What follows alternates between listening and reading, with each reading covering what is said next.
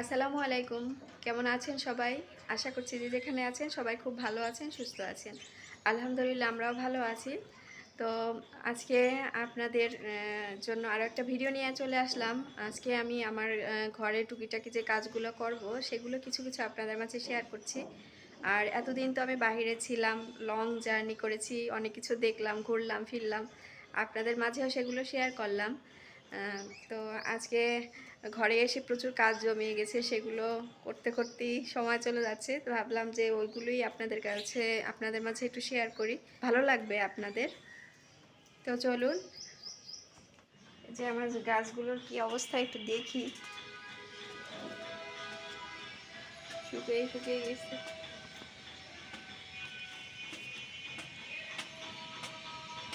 এটা নতুন পাতা উঠছে।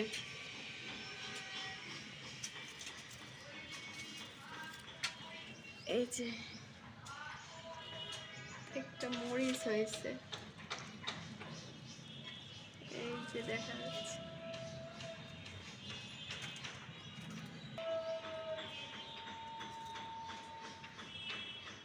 এটা হচ্ছে লজ্জাবতী গাছ, আর লজ্জাবতী গাছেও হলুদ পাতা বের হয়ে গেছে, মানে পাতা শুকিয়ে গেছে কিছু কিছু, সেগুলো ছাড়িয়ে দিতে হবে।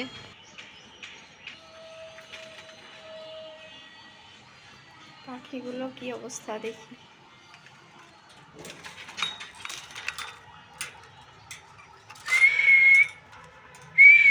কি খবর? এই যে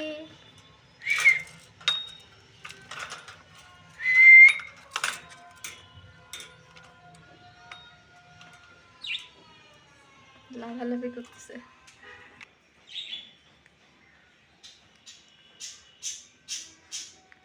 রাভা এখানে লিখছে সকালে উঠে। তো আমি এখানে মাছ বের করে নিলাম। আজকে এই মাছটা রান্না করব। কাতলা মাছ নিয়ে আসছিল আমি যখন ছিলাম না তখন। তো এই মাছটা দেখলাম যে ফ্রিজে আছে, এটাই বের করলাম আজকে। এই মাছ দিয়ে আজকে রান্না করব শালগম আর টমেটো দিয়ে। তো দেখতে থাকুন আমার ভিডিওটা।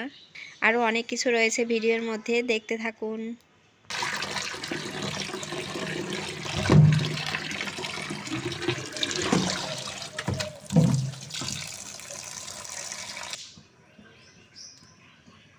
এখানে শালগম সেদ্ধ দিয়েছি। শালগম পাতলা করে কেটে তারপরে মাছের সাথে দেবো, ওই জন্য আগে একটু গরম পানি দিয়ে ভাপে দিয়ে নিচ্ছি, যাতে সেদ্ধ হয় তাড়াতাড়ি।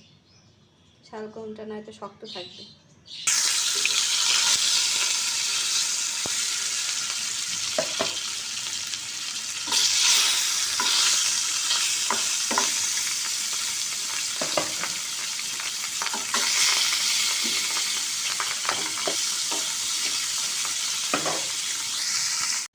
তো এখানে মাছটা আমি রান্না করব, আর মশলাটা ভালো করে কষিয়ে নিচ্ছি। এই মশলার সাথে শালগমটাও দিয়ে দেব। ভিউয়ার্স, আপনারা যারা এখনও আমার ভিডিওতে ছোট্ট একটা লাইক দেননি, প্লিজ আমার ভিডিওতে ছোট্ট একটা লাইক দিয়ে বাকি অংশটা দেখে নিন।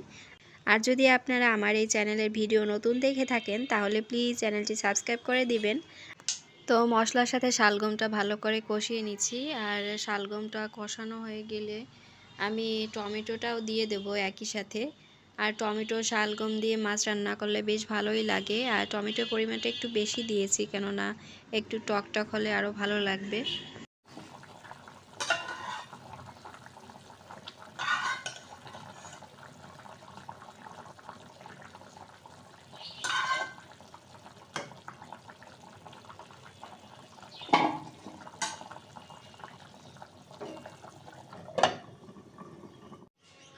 রান্না প্রায় শেষ।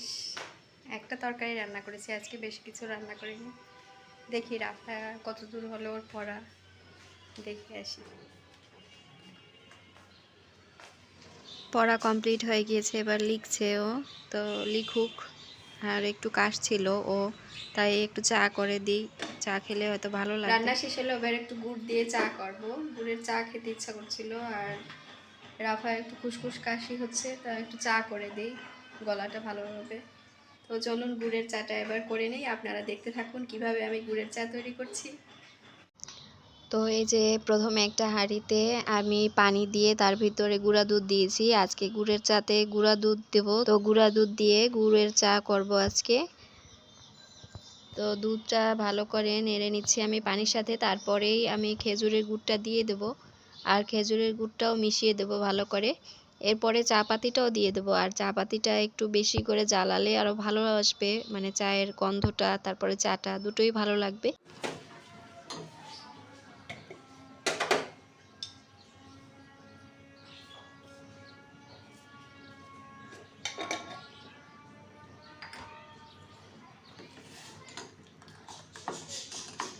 তো এবারে আমি এর ভিতরে একটু আদা কুচি দিয়ে দিচ্ছি, আর এই চায়ের ভিতরে আদা কুচি দিলে আলাদা একটা ফ্লেভার আসে আর খেতেও ভালো লাগে।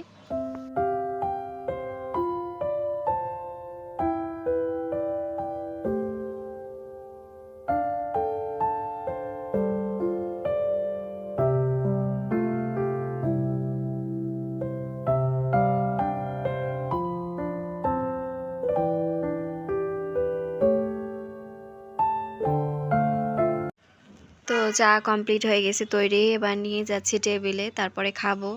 আর একটু বিস্কিট দিয়ে খাবো আজকে। নোনতা বিস্কুট ছিল এক প্যাকেট টেবিলে দেখলাম, তো সেটা দিয়ে খেয়ে নিচ্ছি।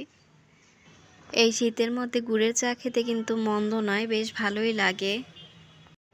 তো প্রিয় ভিউয়ার্স, আপনারা যদি না খেয়ে থাকেন কখনো অবশ্যই খেয়ে নেবেন, দেখবেন কেমন লাগে। আমার মতে তো বেশ ভালো লাগে, আপনারাও খেয়ে ট্রাই করে দেখবেন।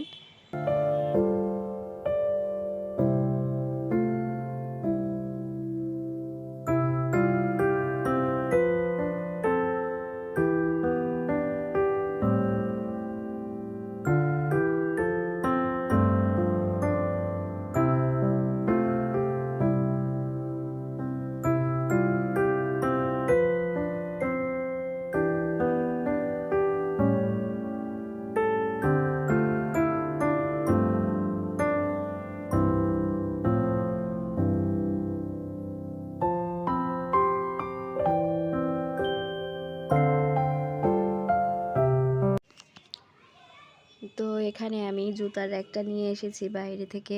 জুতার একটা অনেক দিন হয়েছে পরিষ্কার করা হয়নি, পুরো ধুলা পড়ে একদম জমে গেছে। ভাবলাম এটা একটু পরিষ্কার করে নিই, আর জুতাগুলো একটু ধুয়ে নিই, জুতার পাশটা ময়লা হয়ে গিয়েছে। তো আমি আগে জুতার একটা ধুয়ে নিয়েছি, তারপরে জুতাগুলো ধুয়েছি। আর জুতোগুলো কিভাবে আমি ক্লিন করেছি সেটা আপনাদের মাঝে শেয়ার করলাম, দেখে নিন আমার ক্লিন করার পদ্ধতিটা। তো এখানে আমি একটা বালতিতে পানি নিয়ে সামান্য পরিমাণে তার ভিতরে পেস্ট দিয়ে দিচ্ছি। আর এই প্যাকেটে সামান্য পরিমাণে পেস্ট ছিল, তাই আমি এটা কেটে যেগুলো ছিল ভিতরে সবগুলো বের করে পানির সাথে দিয়ে দিচ্ছি। আর পেস্ট দিয়ে যে কোনো জিনিসই ভালো ক্লিন করা হয়, শুধু জুতো কেন। তো পেস্টের সাথে আর একটু পরিমাণে হুইল পাউডার নিয়ে একসাথে পানির সাথে গুলিয়ে তারপরে যদি ক্লিন করা হয়, জুতোটা ভালো ক্লিন হয়।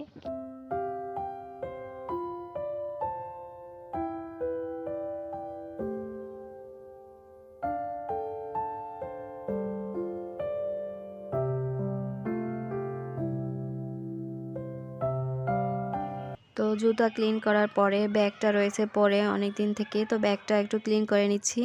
সেই আসার পরের থেকে ব্যাগটা পড়ে আছে, আর বাইরে গেলে ব্যাগ একটু ধুলাবালি হয় স্বাভাবিক। তো ক্লিন করেই তারপরে আমি রেখে দেব ব্যাগটা। এজন্য একটু সেই সাবান পানি আর হচ্ছে পেস্ট পানি তো একসাথে দিয়ে আমি ব্যাগটাও ক্লিন করে নিচ্ছি। তো ভিউয়ার্স, আমরা কিন্তু পেস্ট অনেক কাজেই ব্যবহার করতে পারি, বিশেষ করে ক্লিন করার ক্ষেত্রে পেস্টটা বেশ ভালো কাজ করে। আর এই ব্যাগগুলো আমরা দূরে কোথাও গেলে তখন তো নিয়ে যেতেই হয়, আর ব্যাগের উপরে ধুলা ময়লা পড়ে থাকে, একদম আটকে থাকে, যা সহজে ক্লিন হতে চায় না। বাট পেস্টের মাধ্যমে যদি ক্লিন করা হয় খুব দ্রুতই সেটা উঠে যায়, কালো দাগটা থাকে না।